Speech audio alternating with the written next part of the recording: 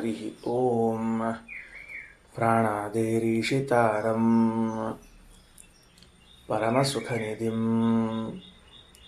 ಸರ್ವದೋಷವ್ಯಪೇತಂ ಸರ್ವಾಂತಸ್ಥಂ ಸುಪೂರ್ಣಂ ಪ್ರಕೃತಿಪತಿಮಜಂ ಸರ್ವಬಾಹ್ಯಂ ಸುನಿತ್ಯಂ ಸರ್ವಜ್ಞಂ ಸರ್ವಶಕ್ತಿಂ ಸುರಮುನಿಮನುಜಾದ್ಯೈಃ ಸದಾ ಸೇವ್ಯಮಾನಂ ವಿಷ್ಣುಂ ವಂದೇ ಸದಾಹಂ ಸಕಲಜಗದನಾದ್ಯಂತ ಮಾನಂದದಂ ತಂ. ಶ್ರೀ ಗುರುಭ್ಯೋ ನಮಃ. ನಿನ್ನೆ ದಿವಸ ಭುಜ್ಜು ಬ್ರಾಹ್ಮಣ ಅಂತ ಪ್ರಾರಂಭ ಆಗಿತ್ತು. ಈ ಭುಜ್ಜು ಬ್ರಾಹ್ಮಣದಲ್ಲಿ ಲಹ್ಯ ಎನ್ನುವಂತಹ ಋಷಿಯ ಮಕ್ಕಳು ಲಾಹ್ಯಾಯನಿ ಅಂತನ್ನುವರು. ಅವರಿಗೆ ಭುಜ್ಜು ಅಂತ ಹೆಸರು. ಅವರು ಯಾಜ್ಞವಲ್ಕ್ಯರಲ್ಲಿ ಯಾವ ಪ್ರಶ್ನೆಯನ್ನು ಮಾಡುತ್ತಿದ್ದಾರೆ? ಮುಕ್ತರಾದ ಮೇಲೆ ಈ ಎಲ್ಲ ಕಾಮರು, ಮುಕ್ತ ಕಾಮರು ಅಥವಾ ಮುಕ್ತ ಮನ್ಮಥರು ಅವರೆಲ್ಲರೂ ಎಲ್ಲಿರ್ತಾರೆ?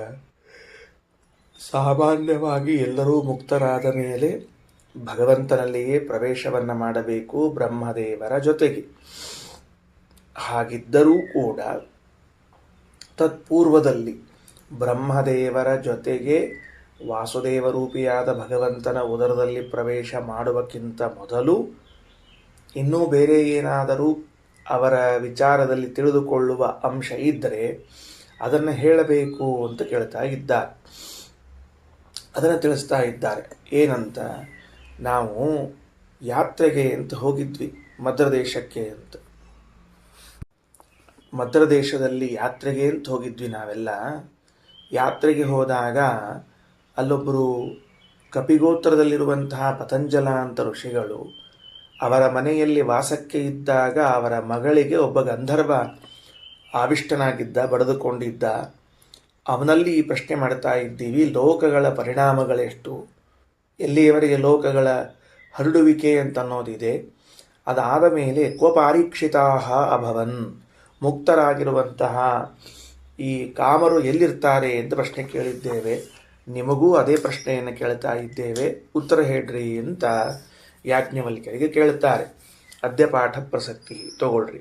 ಉಪನಿಷತ್ತು ಸಹೋವಾಚ, ಎಲ್ಲಿ 575ನೇ ಪುಟದಲ್ಲಿ ಮೇಲೆ ಸಹೋವಾಚ ಉವಾಚ ವೈಸೋಗಚ್ಚನ್ ಹೇಳ್ತಾ ಇದ್ದಾರೆ ನೋಡ್ರಿ. 2 ಸರ್ತಿ ಅದು ಒಂದೇ ವಾಕ್ಯದಲ್ಲಿ ಹೆಂಗೆ ಬಂದದ?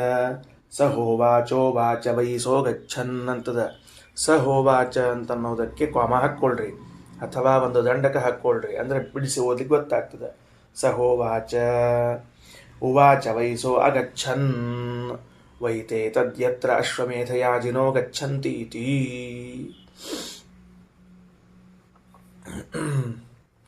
ಅವ ಏನು ಉತ್ತರ ಹೇಳಿದ ಅಂತ ಹೇಳ ನಾನು ನಿಮಗೆ. ಏನು ಅಂದರೆ, ಉವಾಚ ವೈಸಹ, ಅವನು ನಿಮಗೆ ಹೀಗೆ ಉತ್ತರ ಹೇಳಿದ.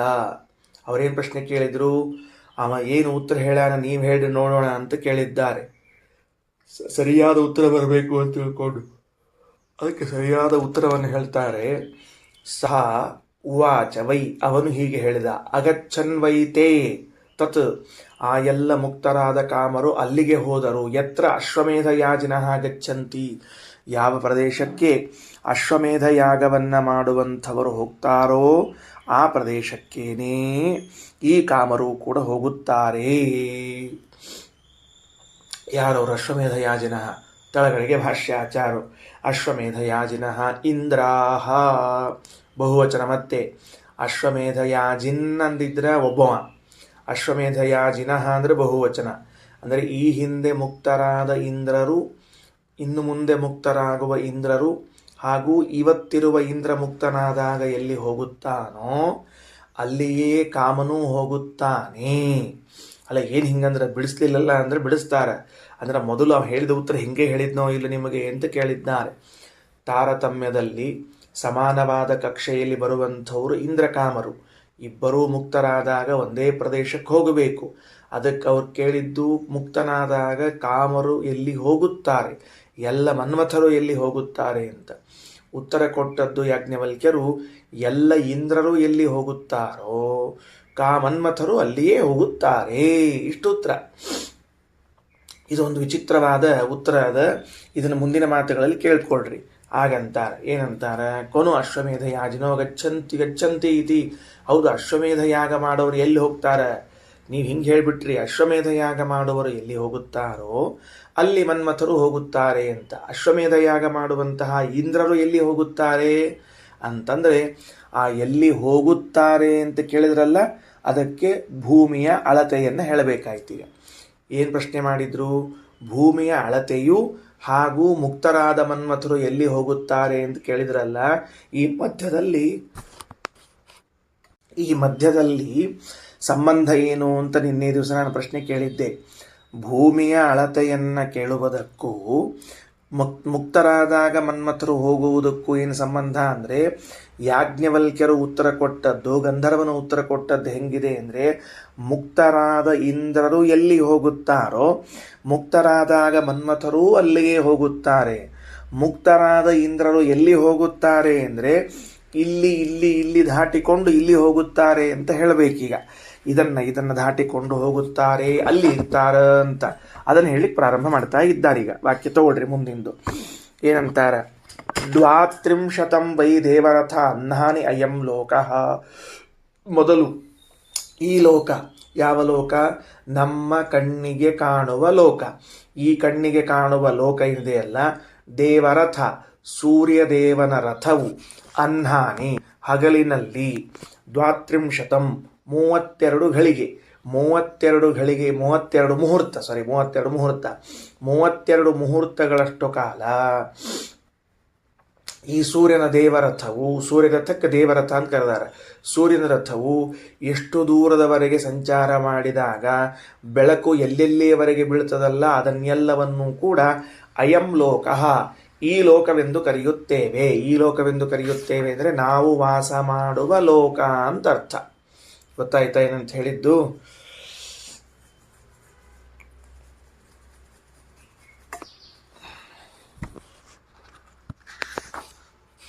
ಮೂವತ್ತೆರಡು ಮುಹೂರ್ತಗಳಷ್ಟು ಕಾಲ ಸೂರ್ಯನ ರಥವು ಎಲ್ಲೆಲ್ಲಿ ಸಂಚಾರ ಮಾಡಿ ಹೋಗ್ತದೋ, ಆ ಪ್ರಕಾಶ ಎಲ್ಲೆಲ್ಲಿ ಬೀಳುತ್ತದೆಯೋ ಅಷ್ಟನ್ನೂ ಕೂಡ ಈ ಲೋಕ ಎಂದು ಕರೆಯುತ್ತಾರೆ. ಭಾರಿ ವಿಚಿತ್ರ, ನೆನಪಿಟ್ಟುಕೊಳ್ರಿ. ಈ ಲೋಕ ಅಂತ ಅನ್ನೋದನ್ನು ಹೆಂಗೆ ಗುರುತಿಸ್ತಿದ್ರು ಹಿಂದಕ್ಕೆ ಹಿರಿಯರು ಅಂದರೆ, ಎಲ್ಲಿ 32 ಮುಹೂರ್ತಗಳ ಕಾಲ ಸೂರ್ಯನ ರಥ ಎಷ್ಟು ದೂರದವರೆಗೆ, ಅದಕ್ಕೆ ದೇಶವನ್ನು ಹೇಳುವಾಗ ಯೋಜನ ಅಂತ ಶಬ್ದವನ್ನು ಕರಿತಿದ್ರು. ಅವಾಗೆಲ್ಲ 1 ಯೋಜನ 2 ಯೋಜನ ಅಂತ ಕರಿತಿದ್ರು. ಎಷ್ಟು ಯೋಜನವನ್ನು ದಾಟುತ್ತದೆಯೋ ಅಷ್ಟು ಯೋಜನವರೆಗೂ ಕೂಡ ಅದನ್ನು ಲೋಕ ಅಂತ ಕರೀತಾರ ದೇಶಕ್ಕೆ. ಅಂದರೆ ಈಗ ನಾವು ನಮ್ಮ ಲೋಕ ಅಂದರೆ ನಮ್ಮ ಭೂಲೋಕ ಅಂತ ನಾವು ಕರಿತೀವಿ ಇಲ್ಲೋ, ಅದಕ್ಕೆ ಹೆಂಗೆ ಕರೆಯೋದಪ್ಪ? ಬರೇ ಭೂಲೋಕ ಅಲ್ಲ, ನಾವೆಲ್ಲ ವಾಸ ಮಾಡುವಂತಹ ಲೋಕ. ಅದು ಎಷ್ಟರವರೆಗೆ ಇರ್ತದೆ ಅಂದರೆ, ಸೂರ್ಯನ ರಥವು ಸಂಚಾರ ಮಾಡಿದಾಗ ಆ ಸೂರ್ಯನ ರಥದ ಅಂದರೆ ಸೂರ್ಯನ ಬೆಳಕು ಎಷ್ಟು ದೂರದವರೆಗೆ ಬೀಳುತ್ತದೆಯೋ 32 ಮುಹೂರ್ತಗಳಲ್ಲಿ ಅದಿಷ್ಟು ಈ ಲೋಕ ಎಂದು ಕರೆಸಿಕೊಳ್ಳುತ್ತದೆ. ಮುಂದೆ ತಂ ಸಮಂತಂ ಪೃಥ್ವಿ ದ್ವಿಸ್ತಾವತ್ ಪರ್ಯೇತಿ, ಅದರ ಮುಂದೆ 2ರಷ್ಟು ಅಳತಿ ಗೊತ್ತಾಗ್ಬಿಡ್ತದೆ. ಇದು ಎಷ್ಟು ಸೂರ್ಯನ ಪ್ರಕಾಶ ಬಿದ್ದದ, ಅದರ 2ರಷ್ಟು ಏನದ ಅಂತ ಕೇಳಿದ್ರೆ ಪೃಥ್ವಿ ಅಂದರೆ ಈಗ ಅಲ್ರಿ. ಮತ್ತು ಈ ಲೋಕ ಅಂತ ಈಗ ಹೇಳಿ ಮುಂದಿನ ವಾಕ್ಯದಲ್ಲಿ ಮತ್ತೆ 2 ಪಟ್ಟು ಪೃಥ್ವಿ ಅಂತಿರಲ್ಲ, ಅಂದರೆ ಇಲ್ಲಿ ಪೃಥ್ವಿ ಶಬ್ದಕ್ಕೆ ಪೃಥ್ವಿ ಅಂತಲ್ಲ, ಮತ್ತೆ ಅಂಧನ್ ತಮಸ್ಸು ಅಂತ ಅರ್ಥ. ಬರೆದಿಟ್ಕೊಳ್ರಿ. ಪೃಥ್ವಿ ಎನ್ನುವ ಶಬ್ದಕ್ಕೆ ಅಂಧನ್ ತಮಸ್ಸು ಅಂತ ಬರೆದಿಟ್ಕೊಳ್ರಿ. ಅಂಧನ್ ತಮಸ್ಸಿನ ಲೋಕ ಸುತ್ತಲೂ ಇದೆ.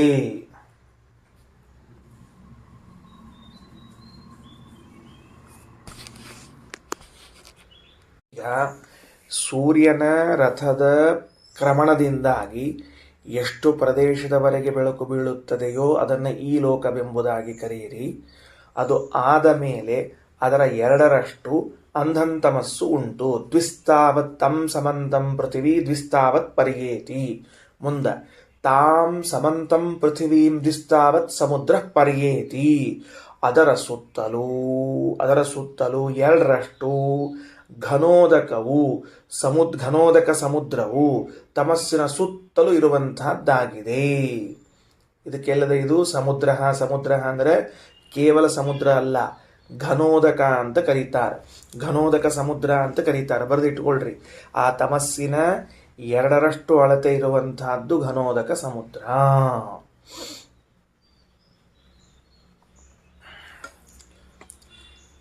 ಅಂದರೆ ಈಗ ನಾವು ಚಿತ್ರ ತೆಗಿಲಿಕ್ಕೆ ಬಂದು ನಮಗೀಗ ಏನು ಚಿತ್ರ ತೆಗಿಬೇಕು?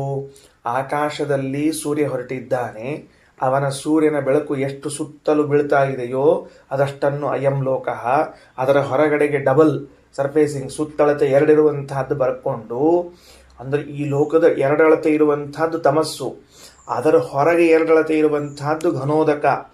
ಆ ಘನೋದಕ ಮುಗಿದ ಮೇಲೆ ಬ್ರಹ್ಮಾಂಡದ ಖರ್ಪರ ಮುಚ್ಚಳ ಮೇಲೆ ಬರುವಂತಹದ್ದು ಯಾವುದು ಅಂದರೆ ಬ್ರಹ್ಮಾಂಡ ಕಟಾಹ. ಆ ಬ್ರಹ್ಮಾಂಡ ಕಟಾಹ ಮೇಲಿರುವಂತಹದ್ದು ಮುಚ್ಚಳ ಅಂತ ತಿಳ್ಕೊಳ್ರಿ. ಡಬ್ಬಿ ಮೇಲೆ ಮುಚ್ಚಳ ಇದ್ದಂಗೆ ಬ್ರಹ್ಮಾಂಡದ ಮೇಲೆ ಒಂದು ಮುಚ್ಚಳ ಮಾಡಿಟ್ಟಾನ ಭಗವಂತ. ಅಲ್ಲಿ ದುಸ್ತಾವತ್ ಪರಿಗೀತಿ ತದ್ ಯಾವತೀ ಕ್ಷುರಸ್ಯ ಧಾರ ಯಾವದ್ವಾ ಮಕ್ಷಿಕಾಯಾ ಪತ್ರಂ ತಾವಾನಂತರೇಣ ಆಕಾಶ.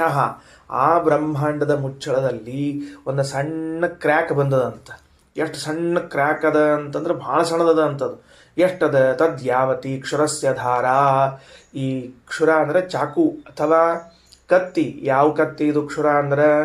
ಹಜಾಮ ಮಾಡುವಂತಹ ಕತ್ತಿ ಇರ್ತಲ್ಲ, ಅದನ್ನು ಕ್ಷುರ ಅಂತ ಕರೀತಾರೆ. ಚುಚ್ಚೋದಕ್ಕಲ್ಲ, ಮತ್ತು ಚುಚ್ಚುವುದಕ್ಕೆ ಖಡ್ಗ ಮತ್ತು ಬೇರೆ ಬೇರೆ ಅದ. ಕ್ಷುರ ಅನ್ನೋ ಶಬ್ದಕ್ಕೆ ಅದಕ್ಕೆ ಈ ಹಜಾಮನ ಕ್ಷೌರಿಕನ ಕತ್ತಿಯ ಮೇಲಿನ ಚೂಪ ಭಾಗ ಇರ್ತದಲ್ಲ, ತುದಿ ಭಾಗ, ಅಷ್ಟು ಸಣ್ಣದೊಂದು ಕ್ರ್ಯಾಕ್ ಅದ ಅಂತ ಬ್ರಹ್ಮಾಂಡದ ಕರ್ಪಟಕ್ಕೆ.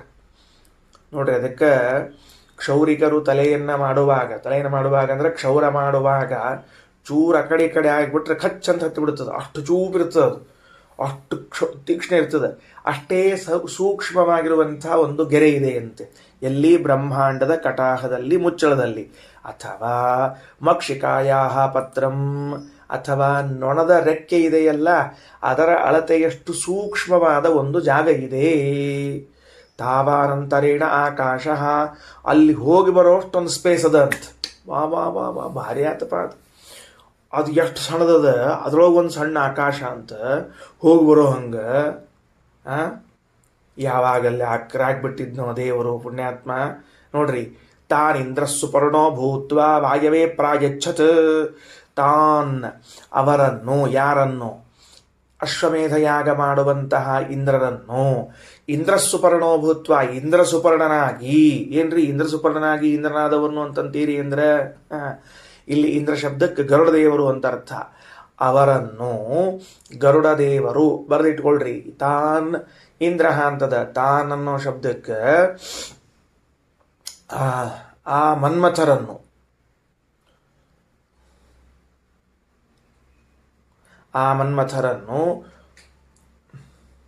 ಇಂದ್ರ ಸುಪರ್ಣೋ ಭೂತ್ವ, ಇಂದ್ರದೇವರು ಪಕ್ಷಿಯ ರೂಪ, ಗರುಡದೇವರು ಪಕ್ಷಿಯ ರೂಪವನ್ನು ತೆಗೆದುಕೊಂಡು ವಾಯವೇ ಪ್ರಾಯಚ್ಛತ್, ಆ ಪ್ರದೇಶದಿಂದ ಹೊರಗೆ ಹೋಗಿ ಹೊರಗೆ ಇರುವಂತಹ ವಾಯುದೇವರಿಗೆ ಮುಟ್ಟಿಸುತ್ತಾರೆ. ಏನು ಪ್ರಕ್ರಿಯೆ ಇದು? ಇಲ್ಲಿ ಸಾಧನೆ ಮುಗೀತು ಕಾಮದೇವರದ್ದು, ಇಲ್ಲಿ ಸಾಧನೆ ಮುಗೀತು ಇಂದ್ರದೇವರದ್ದು. ಇಲ್ಲಿ ಇಂದ್ರರ ಕಾಮದೇವರ ಸಾಧನೆ ಮುಗೀತು. ಇನ್ನು ಬ್ರಹ್ಮಾಂಡ ಪ್ರಳಯವಾಗಿ ಮೋಕ್ಷ ಆಗಬೇಕಾಗಿದೆ, ಒಂದು ಟೈಮ್ ಅದ. ಆ ಮಧ್ಯದಲ್ಲಿ ವಾಯುದೇವರು ಗರುಡದೇವರು 2 ರೂಪ ಅವರಿಗೆ. ಪುರುಷಾಕಾರದ ಒಂದು ರೂಪ, ಪಕ್ಷಿ ಆಕಾರದ ಒಂದು ರೂಪ ಇದೆ. 2 ರೂಪಗಳು ನೆನಪಿಟ್ಟುಕೊಳ್ರಿ. ಶೇಷದೇವರಿಗೂ ಅಷ್ಟೇ, ಹಾವಿನ ಆಕಾರದ ಒಂದು ರೂಪ ಅದ, ಮನುಷ್ಯಾಕಾರದ ಒಂದು ರೂಪ ಅದ. ಇಲ್ಲಿ ಗರುಡಾಕಾರದ ಪಕ್ಷಿಯಾಕಾರದ ಗರುಡದೇವರು ಆ ಕಾಮನನ್ನು ಕರೆದುಕೊಂಡು ಈಗೇನು ಸೂಕ್ಷ್ಮ ಸ್ಥಳ ಹೇಳಿದವಲ್ಲ, ಅದರಿಂದ ಪ್ರವೇಶ ಮಾಡಿ ಹೊರಗಡೆಗೆ ಹೋಗಿ ಹೊರಗಡೆಗೆ ಇರುವಂತಹ ವಾಯುದೇವರ ಕೈಯಲ್ಲಿ ಕೊಡುತ್ತಾರೆ. ಎಲ್ಲಿದ್ದಾರ ಅಶ್ವಮೇಧ ಯಾಗ ಮಾಡಿದ ಇಂದ್ರದೇವರು ಅಂತ ಕೇಳಿದ್ದಾರಲ್ಲ, ಅಲ್ಲಿದ್ದಾರ. ಈ ಕಾಮ ಎಲ್ಲಿ ಹೋಗ್ತಾನ? ಅಲ್ಲಿ ಹೋಗ್ತಾನ. ಮುಗಿದೋಯ್ತು.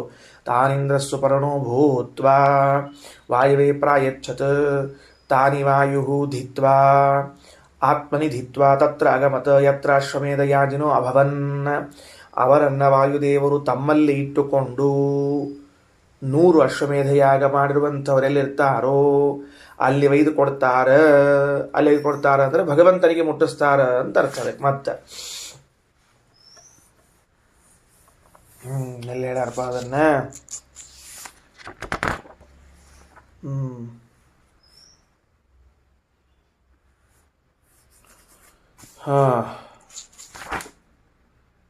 ಇದೊಂದು ಚರ್ಚಾದ ವಿಷಯ, ಮುಂದೆ ಹೇಳ್ತೀನಿ. ಸದ್ಯಕ್ಕಂತೂ ಇಷ್ಟು ಇಟ್ಕೊಳ್ರಿ. ಭಗವಂತನಿಗೆ ಮುಟ್ಟಿಸ್ತಾರಂತ ತಿಳ್ಕೊಡ್ರಿ. ಯಾವುದೋ ರೂಪ ಅಂತ, ನೀನು ಪ್ರದ್ಯುಮ್ನ ರೂಪ ಅಂತ ಅನ್ಕೊಂಡಿದ್ದೆ.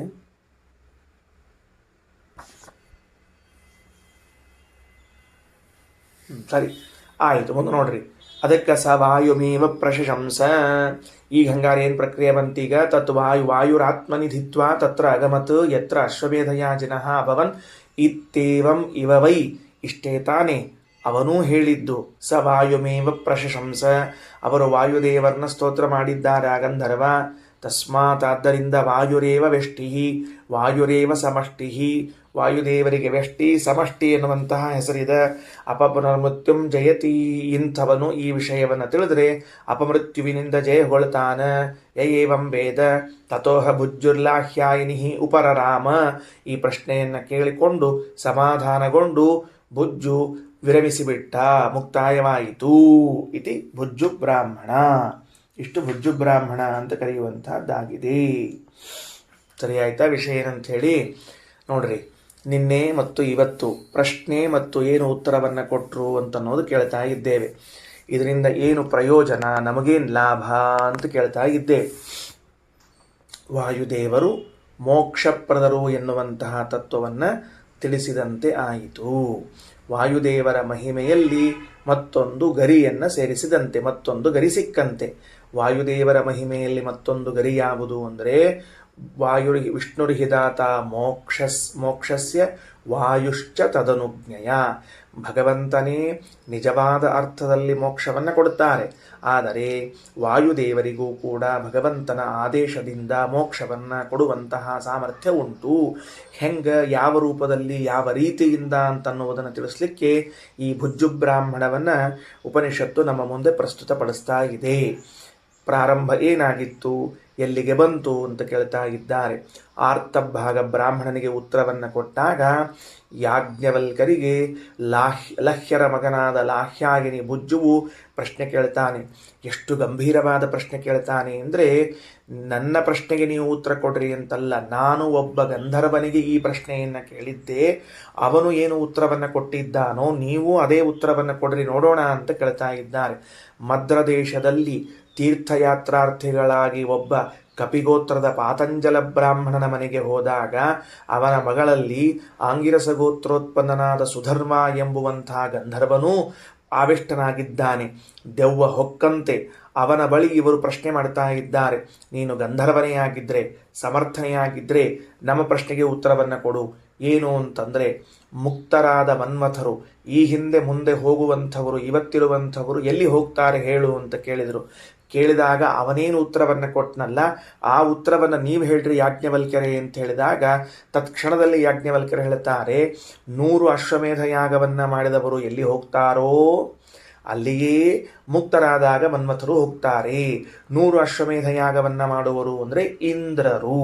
ಮುಕ್ತರಾದ ಇಂದ್ರರು ಯಾವ ಸ್ಥಳದಲ್ಲಿ ಇರ್ತಾರೋ ಮುಕ್ತರಾದ ಮನ್ಮಥರು ಅದೇ ಸ್ಥಳದಲ್ಲಿ ಇರ್ತಾರೆ. ತಾರತಮ್ಯದಲ್ಲಿ ಇಂದ್ರಕಾಮನರು ಸಮಾನರಾದದ್ದರಿಂದಾಗಿ ಇಬ್ಬರಿಗೂ ಕೂಡ ಮೋಕ್ಷದಲ್ಲಿ ಅಲ್ಲಿಯೇ ಪ್ರವೇಶ ಉಂಟು. ಇದು ಮಧ್ಯದ ಪ್ರಕ್ರಿಯೆ, ಅದಕ್ಕೆ ಅಲ್ಲೇ ಹೋಗ್ತಾರ ಅಂತ. ಎಲ್ಲಿ ಇರ್ತಾರ ಇಂದ್ರರು?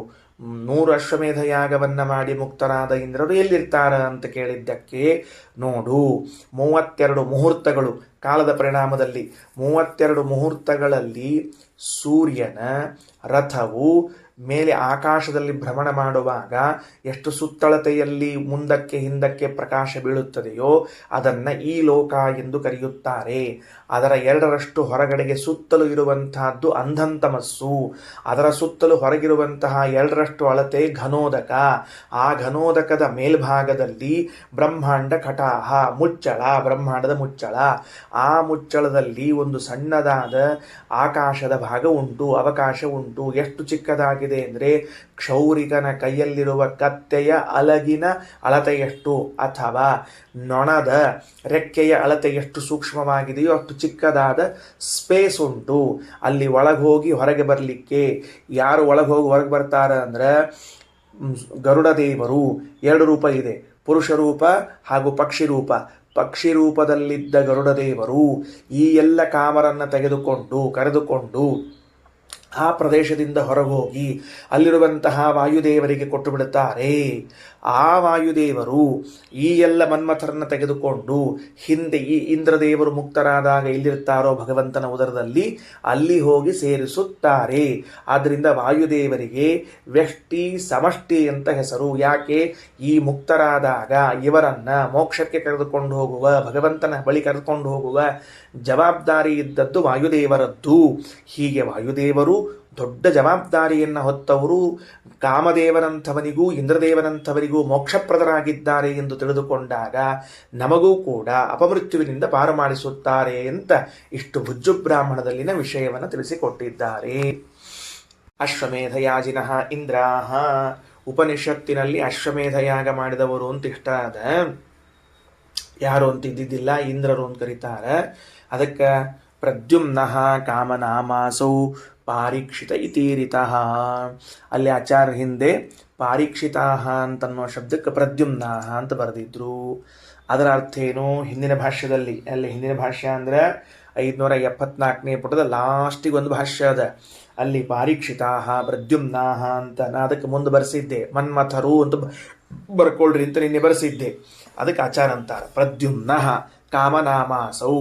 ಕಾಮನಿಗೆ ಪ್ರದ್ಯುಮ್ನ ಅಂತ ಹೆಸರದ. ಪಾರೀಕ್ಷಿತ ಅಂತ ಕರೀತಾರ. ಯಾಕ? ಸರ್ವ ಈಕ್ಷಣಾತ್ ಪರೋ ವಿಷ್ಣು ಪರೀಕ್ಷದಿತಿ ಕೀರ್ತಿತಃ. ಎಲ್ಲವನ್ನೂ ನೋಡುತ್ತಾನಾದ್ದರಿಂದ ದೇವರಿಗೆ ಪರೀಕ್ಷಿತ ಅಂತ ಕರೀತಾರ. ಸರ್ವ ಈಕ್ಷಣಾತ್ ಎಲ್ಲವನ್ನೂ ನೋಡುತ್ತಾನಾದ್ದರಿಂದ ಪರಹ ವಿಷ್ಣು ಉತ್ತಮನಾದ ಪರಮಾತ್ಮನಿಗೆ ಪರೀಕ್ಷಿತ ಅಂತ ಕರಿಬೇಕು. ಇದು ಒಂದು ವಸ್ತು ದೇವರ ಕಣ್ಣಿಗೆ ಬೀಳದೇ ಹೋಯಿತು ಅಂತ ಇಲ್ಲ. ಅಯ್ಯೋ ದೇವರಿಗೆ ಇದೊಂದು ಕಂಡಿದ್ರೆ ಚಂದ ಇರ್ತಿತ್ತು ನೋಡ್ರಿ ಅಂತ ಹಿಂಗೆ ಅನ್ಕೊಳಿಕ್ ಹೋಗಬಾರ್ದು. ಕೆಲವರು ನಾವೇನು ದೇವ್ರ ಕಣ್ಣಿಗೆ ಬೀಳ್ತೀವೋ ಇಲ್ಲೋ ಅಂತ ಹಿಂಗೆಲ್ಲ ಅನ್ಕೋತಿರ್ತಾರೆ. ನೀನ ಮೊದಲು ದೇವ್ರ ಕಣ್ಣಿಗೆ ಬಿದ್ದಿರ್ತಿ, ಉಳಿದವರೆಲ್ಲ ಆಮೇಲೆ ಬೀಳ್ತಿರ್ತಾರೆ. ದೇವರು ಭಾಳ ಹತ್ತಿರ ಇದ್ದವ್ರು ಇರ್ತಾರೆ ನೋಡ್ರಿ, ಅವ್ರ ಲಘು ಕಣ್ಣಿಗೆ ಬೀಳೋದಿಲ್ಲ, ನೆನಪಿಟ್ಕೊಳ್ರಿ. ಯಾಕೆ? ನಮ್ಮ ಕಣ್ಣಿಗೆ ಭಾಳ ಹತ್ತಿರ ಇದ್ದ ರೆಪ್ಪಿ ಹೆಂಗೆ ನಮಗೆ ಕಾಣಿಸಂಗಿಲ್ಲ, ಹಂಗೆ ದೇವ್ರು ಭಾಳ ಹತ್ತಿರ ಇದ್ದವ್ರು ದೇವ್ರಿಗೆ ಕಾಣಿಸಂಗಿಲ್ಲ, ದೂರ ಇದ್ದವ್ರೆ ಕಾಣಿಸ್ತಿರ್ತಾರೆ. ಹೇಳಿದರು ತತ್ಪುತ್ರತ್ವಾತ್ ಕಾಮದೇವ ಪಾರೀಕ್ಷಿತ ಇತಿ ಸ್ಮೃತಃ. ಭಗವಂತನು ಎಲ್ಲವನ್ನೂ ಕಾಣುತ್ತಾನಾದ್ದರಿಂದ ಅವನಿಗೆ ಪರೀಕ್ಷಿತ್ ಅಂತ ಕರೆದರೆ, ಅವನಿಗೆ ಮಗನಾಗಿ ಜನಿಸಿದ್ದರಿಂದ, ಅವನಿಗೆ ಪುತ್ರನೆನಿಸಿದ್ದರಿಂದ ಕಾಮನಿಗೆ ಪಾರೀಕ್ಷಿತ ಅಂತ ಹೆಸರು. ಇದಕ್ಕೆ ತದ್ಧಿತ ಸಮಾಸ ಅಂತ ಕರೀತಾರೆ. ಜನಕನ ಮಗಳು ಜಾನಕಿ, ದಶರಥನ ಮಗ ದಾಶರಥಿ, ಹಂಗ ಪರೀಕ್ಷಿತನ ಮಗ ಪಾರೀಕ್ಷಿತ. ಇವುಗಳ ತದ್ಧಿತ ಸಮಾಸ. ಅಪತ್ಯಂ ಪುಮಾನ್ ಅಂತ ಬರ್ತಕ್ಕಂಥದ್ದಿರ್ತದೆ. ಪರೀಕ್ಷಿತ ಅಪತ್ಯಂ ಪುಮಾನ್ ಪಾರೀಕ್ಷಿತ ಅಂತ ಕರೀತಾರೆ. ಅದಕ್ಕೆ ಶತಾಶ್ವಮೇಧಯಾಜಿತ್ವಾತ್ ಇಂದ್ರ ಏವ ಅಶ್ವಮೇಧಿನಃ. 100 ಅಶ್ವಮೇಧಯಾಗ ಅಂದ್ಬಿಟ್ರಿ. ಯಾರವರು ಅಂದ್ರೆ 100 ಅಶ್ವಮೇಧಯಾಗವನ್ನ ಮಾಡಿದ ಇಂದ್ರರನ್ನೇ ಅಶ್ವಮೇಧಿಗಳು ಅಂತ ಕರೀತಾರೆ. ಅಂದರೆ ಇಂದ್ರನ ಇನ್ನೊಂದು ಹೆಸರು ಶತಕ್ರತು ಅಂತ ಹೆಸರದ ಇಂದ್ರದೇವರಿಗೆ.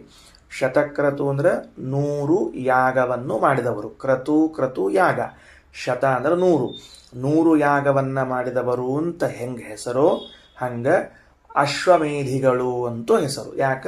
100 ಅಶ್ವಮೇಧ ಯಾಗವನ್ನ ಮಾಡ್ತಾರೆ. ಅತೀತಾನಾಗತಾನಾಂಚ ಕಾಮಾನಾಂ ವಜ್ರಿಣಾಮಪಿ ಏಕಮೇವ ಹಿ ಮುಕ್ತಾನಾಂ ಸ್ಥಾನಂ ವೇದೋದಿತಂ ಸದಾ. ಅತೀತಾನಾಗತಾನಾಂ, ಅತೀತ ಹಿಂದೆ ಆಗಿ ಹೋದ, ಅನಾಗತ ಮುಂದೆ ಆಗುವ, ಕಾಮಾನಾಂ ಕಾಮದೇವತೆಗಳ, ವಜ್ರಿಣಾಮಪಿ ಇಂದ್ರದೇವರ, ವಜ್ರಿ ಅಂದ್ರೆ ಇಂದ್ರ ಬರೆದಿಟ್ಕೊಳ್ರಿ, ವಜ್ರಿಣಾಮಪಿ ಇಂದ್ರದೇವರ, ಏಕಮೇವ ಹಿ ಮುಕ್ತಾನಾಂ ಸ್ಥಾನಂ ಮುಕ್ತರಾದವರಿಗಿಬ್ಬರಿಗೂ ಕೂಡ ಒಂದೇ ಒಂದು ಸ್ಥಳ, ಬೇರೆ ಬೇರೆ ಕಡೆಗಿಲ್ಲ. ಇವರು ಮೇಲಿನ ಲೋಕ ಇಂದ್ರದೇವರು, ಕಾಮದೇವರು ಕೆಳಗಿನ ಲೋಕ ಅಂತಿಲ್ಲ. ಇಂದ್ರಕಾಮರಿಬ್ಬರೂ ಮುಕ್ತರಾದಾಗ ಸಮಾನವಾದ ಸ್ಥಾನವನ್ನು ಹೊಂದುತ್ತಾರೆ ಎಂದು ವೇದೋದಿತಂ ಸದಾ ಯಾವಾಗಲೂ ವೇದವು ಈ ಅಂಶವನ್ನು ಪ್ರತಿಪಾದನೆ ಮಾಡಿದೆ. ಒಮ್ಮೆ ಮನಸ್ಸಿಗೆ ಬಂತು ಅಂತ ಸಮಾನ ಲೋಕಗಳನ್ನು, ಇನ್ನೊಮ್ಮೆ ಬೇಸರವಾಯಿತು ಅಂತ ಅಸಮಾನ ಲೋಕಗಳನ್ನು ಹೇಳಿಲ್ಲ. ಸದಾಕಾಲವೂ ಇಂದ್ರಕಾಮರು ಮುಕ್ತರಾದಾಗ ಒಂದೇ ಲೋಕದಲ್ಲಿ ಇರುತ್ತಾರೆ ಅಂತ ತಿಳಿಸಿಕೊಟ್ಟಿದೆ. ಇಂದ್ರನಾಮಾತು ಗರುಡ. ಇಲ್ಲಿ ಇಂದ್ರ ಶಬ್ದದಿಂದ ಯಾರನ್ನು ತಗೋಬೇಕು? ಗರುಡನನ್ನು ತಗೊಳ್ಬೇಕು. ಯಾಕ್ರಿ ಗರುಡ ದೇವರಿಗೆ ಇಂದ್ರ ಅಂತ ಕರೀತಾರೆ? ಸಾಮರ್ಥ್ಯಾದೇವ ಕಥ್ಯತೆ. ಎಂತಹ ಸಾಮರ್ಥ್ಯ, ಅಪಾರವಾದ ಸಾಮರ್ಥ್ಯ ಉಳ್ಳವರಾದದ್ದರಿಂದ ಗರುಡದೇವರನ್ನ ಇಂದ್ರ ಎಂಬ ಹೆಸರಿಂದ ಕರೀತಾ ಇದ್ದಾರೆ. ಈಗ ಪ್ರಸಿದ್ಧರಾದ ಇಂದ್ರದೇವರಿಗೂ ಇಂದ್ರ ಅಂತ ಕರೆದದ್ಯಾಕೆ? ಸಾಮರ್ಥ್ಯ ಅದ ಎಂಬುದಕ್ಕೆ. ಏನು ಸಾಮರ್ಥ್ಯ ಅದ? ಭೂಲೋಕದಲ್ಲಿ ವಾಸ ಮಾಡುವಂತಹ ಕೋಟಿ ಕೋಟಿ ಕೋಟಿ ಕೋಟಿ ಜನರು, ಭುವೋಲೋಕದಲ್ಲಿ ವಾಸ ಮಾಡುವ ಅರ್ಥಾತ್ ಅಂತರಿಕ್ಷದಲ್ಲಿ ವಾಸ ಮಾಡುವ ಜೀವಜಾತ ಹಾಗೂ ಗ್ರಹಗಳು, ಸ್ವರ್ಗಲೋಕದಲ್ಲಿ ವಾಸ ಮಾಡುವ ಜನರು, ಈ ಎಲ್ಲವನ್ನೂ ಕೂಡ ಕಂಟ್ರೋಲ್ ಮಾಡ್ತಾರ, ನಿಯಂತ್ರಣವನ್ನು ಮಾಡ್ತಾರ. ಇಷ್ಟು ಅಪಾರವಾದ ಸಾಮರ್ಥ್ಯ ಇದ್ದದ್ದರಿಂದ ಅವರಿಗೆ ಇಂದ್ರ ಅನ್ನುವುದಾದರೆ, ಇದರ ಮೇಲೆ ಇಂತಹ ಅನಂತಾನಂತ ಕೋಟಿ ಕೋಟಿ ಇಂದ್ರರನ್ನು ನಿಯಂತ್ರಣ ಮಾಡುವಂತಹ ಇಂದ್ರದೇವರಿ, ಇದು ಗರುಡದೇವರಿಗೆ ಇಂದ್ರ ಅಂತ ಕರೀಲಿಕ್ಕೆ ಏನು ತೊಂದರೆ ಇದೆ? ಅದಕ್ಕೆ ಶ್ರೀಮದಾಚಾರ್ಯ ಅಂತಾರೆ, ಇಂದ್ರನಾಮಾತು ಗರುಡ ಸಾಮರ್ಥ್ಯಾದೇವ ಕಥ್ಯತೆ.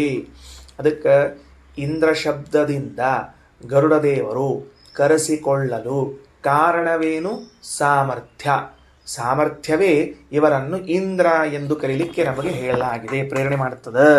ಈಗ ಉದಾಹರಣೆಗೆ ಕನ್ನಡದಲ್ಲಿ ತ್ರಿಕೋಣ ಅಂತ ಕರಿತೀವಿ ಒಂದನ್ನು. ತ್ರಿಕೋಣ, ಟ್ರ್ಯಾಂಗಲ್. ತ್ರಿಕೋಣ ಅಂತ ಯಾಕೆ ಕರೆದದ್ದು ನೀವು ಅಂತ ಕೇಳಿದರೆ, 3 ಕೋಣಗಳಿವೆ ಸರಿಯಾಗಿ. ಇಲ್ಲೊಂದು ಕೋಣ, ಇಲ್ಲೊಂದು ಕೋಣ, ಇಲ್ಲೊಂದು ಕೋಣ, 3 ಕೋಣಗಳಿದ್ದರಿಂದ ತ್ರಿಕೋಣ ಅಂತ ಕರೆಯುವಂತೆ ಈ ಗರುಡದೇವರನ್ನ ಇಂದ್ರ ಅಂತ ಕರಿತೀವಿ. ಯಾಕೆ ಕರಿತೀವಿ ಅಂತ ಕೇಳಿದ್ರೆ, ಸಾಮರ್ಥ್ಯ ಉಳ್ಳವರಾದ್ದರಿಂದ. ಎಂತಹ ಸಾಮರ್ಥ್ಯ ಅಂತ ಕೇಳಿದ್ರೆ, ಮುಕ್ತರಾದ ಮನ್ಮಥರನ್ನು, ಮುಕ್ತರಾದ ಇಂದ್ರರನ್ನು ಆ ಸೂಕ್ಷ್ಮವಾದ ಆಕಾಶ ಭಾಗದಲ್ಲಿ ಕರೆದುಕೊಂಡು ಹೋಗಿ ವಾಯುದೇವರಿಗೆ ಮುಟ್ಟಿಸುವಂತಹ ಮಹಾಸಾಮರ್ಥ್ಯ ಇದೆ. ತಸ್ಯ ರೂಪದ್ವಯಂ ನಿತ್ಯಂ ಸೌಪರ್ಣಂ ಪೌರುಷಂ ತಥಾ. ಸ್ಪಷ್ಟಪಡಿಸ್ತಾರೆ, ಆ ಗರುಡದೇವರಿಗೆ 2 ರೂಪ ಅದ. ಒಂದು ಪಕ್ಷಿಯಾಕಾರ, ಇನ್ನೊಂದು ಪುರುಷಾಕಾರ. ತತ್ರ ಪೌರುಷ ರೂಪಿ ಸನ್ ಭೂತ್ವಾ ಸುಪರ್ಣ ರೂಪವಾನ್. ಅಲ್ಲಿ ಪುರುಷ ರೂಪದಲ್ಲಿರುವಂತಹ ಗರುಡದೇವರು ಸೌಪರ್ಣ ರೂಪವಾನ್, ಪಕ್ಷಿ ರೂಪವನ್ನು ತೆಗೆದುಕೊಂಡು, ಅಂದರೆ ಬ್ರಹ್ಮಾಂಡದ ಒಳಗೆ ಪುರುಷ ರೂಪದಲ್ಲಿ ಇದ್ದಾರೆ. ಇಲ್ಲಿಂದ ಯಾರನ್ನಾದರೂ ಕರೆದುಕೊಂಡು ಹೋಗುವಾಗ ಏರ್ಲೈನ್ಸ್, ಏರ್ವೇಸ್ ಆಗ್ತಾರೆ, ಏರ್ಬಸ್ ಆಗ್ತಾರೆ, ಅವರು ಆಗಿ ಅವ್ರನ್ನ ಕರ್ಕೊಂಡು ಹೋಗ್ತಾರೆ. ನೋಡ್ರಿ ಎಷ್ಟು ಸಿಸ್ಟಮೆಟಿಕ್ ಅದ ವ್ಯವಸ್ಥೆ. ಇಲ್ಲಿ ಪುರುಷಾಕಾರದಿಂದ ಇದ್ದವರು ಆ ಮುಕ್ತರಾಗುವ ಕಾಮರನ್ನ, ಮುಕ್ತರಾಗುವ ಇಂದ್ರನ ಕರೆದುಕೊಂಡು ಹಕ್ಕಿಯ ರೂಪದಲ್ಲಿ ಹೋಗಿ ಆ ಕಡೆಗೆ ದಾಟಿಬಿಡುತ್ತಾರೆ. ಕಾಮದೇವಾನುಪಾದಾಯ ಮುಕ್ತೌ ವಾಯೋ ಪ್ರಯಚ್ಛತಿ. ಕಾಮದೇವರನ್ನ ಕರೆದುಕೊಂಡು ಮುಕ್ತಿಗೆ ಹೋಗುವಾಗ ವಾಯುದೇವರಿಗೆ ಕೊಟ್ಟು ಬಿಡುತ್ತಾರೆ. ಮುಕ್ತೌ ಸಮೀಪೆ ಸತಿ, ಇನ್ನು ಮೋಕ್ಷ ಬಂದದ ಅಂತನೋ ಕಾಲಕ್ಕೆ ಅವರಿಗೆ ಕೊಟ್ಬಿಡ್ತಾರೆ. ವಾಯು ತಾನ್ ಸ್ವಶರೀರಸ್ಥಾನ್. ವಾಯುದೇವರು ತಮ್ಮ ಶರೀರದಲ್ಲಿ ಅವರನ್ನು ಇಟ್ಟುಕೊಂಡು ಕೃತ್ವಾ ಇಂದ್ರ ಯತ್ರ ಮುಕ್ತಿಗಾಹ. ಇಂದ್ರದೇವರು ಮೋಕ್ಷವನ್ನು ಹೊಂದಿದಾಗ ಎಲ್ಲಿರ್ತಾರೋ, ಏಕವಚನ ಅಲ್ಲ ಬಹುವಚನ, ಇಂದ್ರರುಗಳು ಮುಕ್ತರಾದಾಗ ಯಾವ ಸ್ಥಾನದಲ್ಲಿ ಇರ್ತಾರೋ ಅಲ್ಲಿ, ಎಲ್ಲಿ? ಪ್ರದ್ಯುಮ್ನ ನಾಮಕೆ ವಿಷ್ಣು. ಹೇಳಿದ್ನಲ್ಲ ಆಗಲೇ, ಪ್ರದ್ಯುಮ್ನ ಅಂತ ಹೆಸರದ ಅಂತ ಹೇಳಿ ಮೂಲ ಭಾಷ್ಯದಲ್ಲೇ ಅದ. ಪ್ರದ್ಯುಮ್ನಲ್ಲಿ ಸೇರಿಕೊಳ್ಳುತ್ತಾರೆ. ಅಂದ್ರೆ ಏನಾತೀಗ? ಭಾಳ ಗಂಭೀರದ ಮುಂದೆ ಬರ್ತದೆ ವಿಷಯ, ಇನ್ನೊಂದ್ಸಲ ಹೇಳಿರ್ತೀನಿ. ವಾಸುದೇವ ನೋಡ್ರಿ, ಅನಿರುದ್ಧ, ಪ್ರದ್ಯುಮ್ನ, ಸಂಕರ್ಷಣ, ವಾಸುದೇವ, ನಾರಾಯಣ ಅಂತ ಭಗವಂತನ 5 ರೂಪಗಳಲ್ಲಿ ಈ ಹಿಂದಿನವರೆಲ್ಲರೂ ಕೂಡ ಲಯ ಹೊಂದುತ್ತಾರ ಅಂತ ಹೇಳ್ತೀವಿ. ತೆಳಗಿನವರೆಲ್ಲ ಲಯ ಹೊಂದುತ್ತಾರೆ. ಹಾಗಾದ್ರೆ ವಾಯುದೇವರು ಈ ಕಾಮನನ್ನು ಕರೆದುಕೊಂಡು ಬಂದು ಪ್ರದ್ಯುಮ್ನನ ಉದರದಲ್ಲಿ, ಇಂದ್ರದೇವರನ್ನು ಕರೆದುಕೊಂಡು ಬಂದು ಇಂದ್ರ ಪ್ರದ್ಯುಮ್ನನ ಉದರದಲ್ಲಿ ಸೇರಿಸ್ತಾರೆ. ಆ ರೂಪಗಳು ಒಂದರಲ್ಲಿ ಒಂದು ಸಂಶ್ಲೇಷ ವಿಶೇಷವನ್ನು ಹೊಂದಿ ಮೂಲ ರೂಪದಲ್ಲಿ ಸೇರಿಕೊಳ್ಳುತ್ತಾರೆ. ಮೂಲ ರೂಪದಲ್ಲಿ ಸೇರಿಕೊಂಡ ಮೇಲೆ ಪುನಃ ಹೊರಗೆ ಬರುವಾಗ, ಆ ರೂಪಗಳು ಹೊರಗೆ ಬಂದಾಗ ಅವರವರ ದೇಹದಿಂದ ಈ ಎಲ್ಲ ದೇವತೆಗಳು ಹೊರಗೆ ಬಂದು ಅನಂತರದಲ್ಲಿ ಮತ್ತೆ ವಾಸುದೇವ ರೂಪ ದರ್ಶನವನ್ನು ಪಡೆದುಕೊಂಡು ಮೋಕ್ಷವನ್ನು ಹೊಂದುತ್ತಾರೆ. ಇಷ್ಟ ವಿಷಯದ. ಅದಕ್ಕೆ ವಾಯುಸ್ಥಾನ್ ಸ್ವಶರೀರಸ್ಥಾನ್. ವಾಯುದೇವರು ತಮ್ಮ ಶರೀರದಲ್ಲಿ ಇರುವಂತಹ ಇಂದ್ರರನ್ನು ಯತ್ರ ಮುಕ್ತಿಗಾಹ, ಮೋಕ್ಷ ಹೊಂದಿದಾಗ ಎಲ್ಲಿರ್ತಾರೋ ಪ್ರದ್ಯುಮ್ನ ನಾಮಕೆ ವಿಷ್ಣು, ಪ್ರದ್ಯುಮ್ನ ಎಂಬ ಹೆಸರುವಂತಹ ವಿಷ್ಣುವಿನಲ್ಲಿ ಕರೆದುಕೊಂಡು ಮುಟ್ಟಿಸ್ತಾರೆ. ಏವಂ ಈ ರೀತಿಯಾಗಿ ವಾಯುರ್ಹಿ ಮೋಕ್ಷದಃ, ವಾಯುದೇವರೇ ಮೋಕ್ಷಪ್ರದರು ಎಂದು ಕರೆಸಿಕೊಳ್ತಾರೆ. ತಸ್ಮಾತ್ ಸರ್ವೋತ್ತಮೋ ವಾಯು, ಆದ್ದರಿಂದ ವಾಯುದೇವರು ಸರ್ವೋತ್ತಮರು, ಎಲ್ಲ ದೇವತೆಗಳಿಗಿಂತ ಉತ್ತಮರು. ಅವರಿಗೆ ವ್ಯಷ್ಟಿಹಿ ಸಮಷ್ಟಿಹಿ ಅಂತ ಉಪನಿಷತ್ತಿನಲ್ಲಿ ಬಂದದ. ಆ ಉಪನಿಷತ್ತಿನಲ್ಲಿ ಪ್ರಶಂಸಾದ ಮೇಲೆ ತಸ್ಮಾತ್ ವಾಯುರೇವ ವ್ಯಷ್ಟಿಹಿ ವಾಯುರೇವ ಸಮಷ್ಟಿಹಿ ಅಂತ ಎರಡು ಹೆಸರು. ವ್ಯಷ್ಟಿ ಸಮಷ್ಟಿ ಎಂದು ಎರಡು ವಾಯುದೇವರ ಹೆಸರು. ಹಂಗಂದ್ರೆ ಏನು ಅಂತ ಹೇಳ್ತಾರೆ. ವಿವಿಧಂತು ಯದಷ್ಟಕಂ ದೇವಾನ್ ಋಷೀನ್ ಪಿತॄನ್ ಯಕ್ಷಾನ್ ಗಂಧರ್ವಾನ್ ಮಾನುಷ ಉರಗಾನ್ ಅಸುರಾಂಶ್ಚ ವಶೇ ನಿತ್ಯಂ ನಯತ್ಯಮಿತ ಪೌರುಷಃ. ದೇವತೆಗಳನ್ನು, ಋಷಿಗಳನ್ನು, ಪಿತೃಗಳನ್ನು, ಯಕ್ಷರನ್ನು, ಗಂಧರ್ವರನ್ನು, ಎಷ್ಟು ಮಂದಿ ಆದ್ರೆ 5, ಮಾನುಷ ಉರಗಾನ್ 7, ಅಸುರಾನ್ 8, ಈ 8 ತರಹದ ಪ್ರಜೆಗಳನ್ನು, ಚೇತನರನ್ನು ತನ್ನ ವಶದಲ್ಲಿ ಇಟ್ಟುಕೊಂಡಾರ. ವಶೇ ನಿತ್ಯಂ ನಯತಿ, ತನ್ನ ವಶದಲ್ಲಿ ಇಟ್ಟುಕೊಂಡಾರ. ಅಮಿತ ಪೌರುಷಃ, ಅತ್ಯಂತ ಅಮಿತವಾದ ಪರಾಕ್ರಮವುಳ್ಳಂಥವರು ವಾಯುದೇವರು. ಹಾಗಾಗಿ ಅವರಿಗೆ ವ್ಯಷ್ಟಿ ವ್ಯಷ್ಟಿ ಅಂತ ಹೆಸರು. ಯಾಕ? ವಿವಿಧ ಅಷ್ಟಗಳನ್ನು ತಮ್ಮ ವಶದಲ್ಲಿ ಇಟ್ಟುಕೊಂಡದ್ದರಿಂದ ವ್ಯಷ್ಟಿ ಅಂತ ಹೆಸರು. ಬರೆದುಕೊಂಡಿಟ್ಕೊಳ್ರಿ. ವಿವಿಧ ವಿವಿಧ ಅಷ್ಟಗಳನ್ನು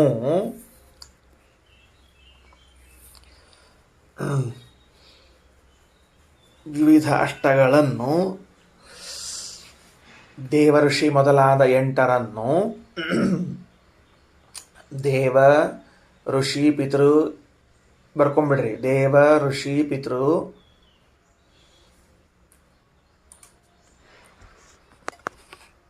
ದೇವ ಋಷಿ ಪಿತೃ ಯಕ್ಷ ಗಂಧರ್ವ ಉರಗ ಅಸುರ, ಮಾನುಷ ಉರಗ ಅಸುರ 8 ಇದು ಏನು ವಿವಿಧವಾದ 8 ಅಂದ್ರೆ ದೇವ ಋಷಿ ಪಿತೃ ಯಕ್ಷ ಗಂಧರ್ವ ಮಾನುಷ ಉರಗ ಮತ್ತು ಅಸುರ. ಈ 8 ವಿಧ ಚೇತನರನ್ನು ತನ್ನ ವಶದಲ್ಲಿ ಇಟ್ಟುಕೊಂಡದ್ದರಿಂದ, ಮುಂದೆ ವಾಕ್ಯ ಬರ್ಕೊಳ್ರಿ ಹೆಂಗ, ಈ 8 ವಿಧ ಚೇತನರನ್ನು ತನ್ನ ವಶದಲ್ಲಿ ಇಟ್ಟುಕೊಂಡದ್ದರಿಂದ ವಾಯುದೇವರಿಗೆ ವ್ಯಷ್ಟಿಹಿ ಎಂದು ಕರೆಯುತ್ತಾರೆ. ಹಾಗೆಯೇ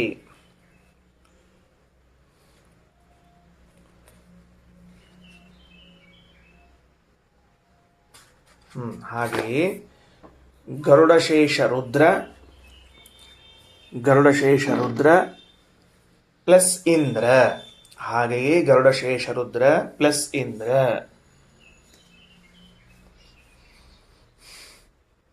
ಇವ್ರು 4 ಮಂದಿ ಆದರು. ಪ್ಲಸ್ ಇವರ ಪತ್ನಿಯರು ಬರ್ಕೊಂಬಿಡ್ರಿ. ಗರುಡಶೇಷ ರುದ್ರ ಇಂದ್ರ ಪ್ಲಸ್ ಇವರ ಪತ್ನಿಯರು. ಈ 8 ಜನರನ್ನು ವಾಯುದೇವರು ತಮ್ಮ ಇಚ್ಛೆಯಿಂದ ಸಂಸಾರದಲ್ಲಿ ಪ್ರೇರಿಸುತ್ತಾರೆ, ಆಟ ಆಡಿಸುತ್ತಾರೆ, ಪದವಿಯಲ್ಲಿ ಉಳಿಸುತ್ತಾರೆ. ಆದ್ದರಿಂದಲೂ ಅವರಿಗೆ ವ್ಯಷ್ಟಿಹಿ ಅಂತ ಕರೀತಾರೆ. ನೋಡ್ರಿ, ಸ್ಪೆಷಲ್ ವ್ಯವಸ್ಥೆ ಇದು. ಗರುಡಶೇಷ ರುದ್ರ ಇಂದ್ರರು ಪುರುಷ ದೇವತೆಗಳು. ಇವರ ಪತ್ನಿಯರಾದ ಸೌಪರ್ಣಿ, ವಾರುಣಿ, ಪಾರ್ವತಿ, ಶಚೀದೇವಿಯರು. ಈ 8 ಜನರನ್ನು ವಾಯುದೇವರು ಕಟ್ಟಿಗೆಗಳ ಗೊಂಬೆಗಳನ್ನು ಆಟವಾಡಿಸಿದಂತೆ ಆಟವಾಡಿಸುತ್ತಾರೆ. ಅಷ್ಟು ಸಾಮರ್ಥ್ಯ ಇದೆ ವಾಯುದೇವರಿಗೆ. ಆದ್ದರಿಂದಲೂ ವ್ಯಷ್ಟಿ ಎಂದು ಕರೆಯುತ್ತಾರೆ. ಸಂಪೂರ್ಣಾಂಶ್ಚ ಸುಪರ್ಣೇಶ ಶೇಷೇಂದ್ರಾನ್ ತತ್ಸ್ತ್ರಿಯೋಪಿ ಚ ಅಷ್ಟೌ ನಯತ್ಯುನ್ನಯತಿ ವಶೀಕೃತ್ಯ ಸ್ವಯಂ ಪ್ರಭು ಅಥೋ ವ್ಯಷ್ಟಿಹಿ. ಆದ್ದರಿಂದ ವಾಯುದೇವರಿಗೆ ವ್ಯಷ್ಟಿ ಅಂತ ಕರೀತಾರೆ. ಹಾಗೂ ಸಮಷ್ಟಿಶ್ಚ ಅಂತೂ ಕರೀತಾರೆ. ಗೊತ್ತಾಯ್ತಾ? ವ್ಯಷ್ಟಿ ಅಂತೂ ಕರೆದಾರ, ಅದಾದ ಸಮಷ್ಟಿ ಅಂತೂ ಕರೀತಾರೆ. 2 ಹೇಳ್ಯಾರ. ಅದಕ್ಕೆ ವಿವಿಧ ಅಷ್ಟರನ್ನ ಕರೆಯೋದು ಅಂತ ಒಂದು, ಇದರ ಜೊತೆಗೆ ಸಮಷ್ಟಿ ಅಂತೂ ಕರೆಯೋದು ಒಂದು. 2 ವಾಕ್ಯದ ಅದಕ್ಕೆ. ಸರಿ ಹೋಯ್ತಾ? ಹಿಂಗೆ ಮಾಡ್ಕೊಳ್ರಿ. ವ್ಯಷ್ಟಿ ಅಂತ ಮೊದಲಿಗೆ ಬರ್ಕೊಂಡಿದ್ದಿಲ್ಲ. ಈ 8 ಮಂದಿನ ಕರ್ಕೊಂಡ್ರೆ 8 ಮಂದಿನ ಕರ್ಕೊಂಡ ಮೇಲೆ ಈ 8 ಮಂದಿಯನ್ನು ಪ್ರತ್ಯೇಕವಾಗಿ ವ್ಯವಹರಿಸುವುದರಿಂದ ಸಮಷ್ಟಿಯೂ ಹೌದು, ವಿವಿಧವಾಗಿ ಈ ವಿವಿಧ ಪ್ರಜೆಗಳನ್ನು ನಿಯಂತ್ರಣ ಮಾಡುವುದರಿಂದಾಗಿ ವ್ಯಷ್ಟಿಯೂ ಹೌದು. ಈಗ ಸಮಷ್ಟಿ ಅನ್ನೋ ಶಬ್ದವನ್ನು ಬರ್ಕೊಳ್ರಿ, ಇಲ್ಲಿ ವ್ಯಷ್ಟಿ ಅನ್ನೋದನ್ನು ಬರ್ಕೊಂಡಿದ್ದಿರಲ್ಲ, ಹಂಗೆ ಬರ್ಕೊಳ್ರಿ. ಜೊತೆಗೆ ಇನ್ನೊಂದದ, ಅದನ್ನು ಆಮೇಲೆ ಹೇಳ್ತೀನಿ. ಭಾಗವತ್ ತಾತ್ಪರ್ಯದಲ್ಲಿ ಹೇಳಿದ್ದನ್ನು ಹೇಳ್ತಾರೆ. ಏನು ಬರ್ಕೊಂಡ್ರಿ? ಈ 8 ಜನ ಬರ್ಕೊಂಡಿದ್ದೀರಿಲ್ಲೋ, ವ್ಯಷ್ಟಿ ಅಂತ ಬರ್ಕೊಂಡಿದ್ದೀರಿಲ್ಲೋ, ಅದರ ಮುಂದೆ ಮತ್ತೆ ಸಮಷ್ಟಿ ಅಂತೂ ಬರ್ಕೊಳ್ರಿ. ಯಾಕ ಅಂತ ಹೇಳ್ತೀನಿ ಈಗ ಅದನ್ನು.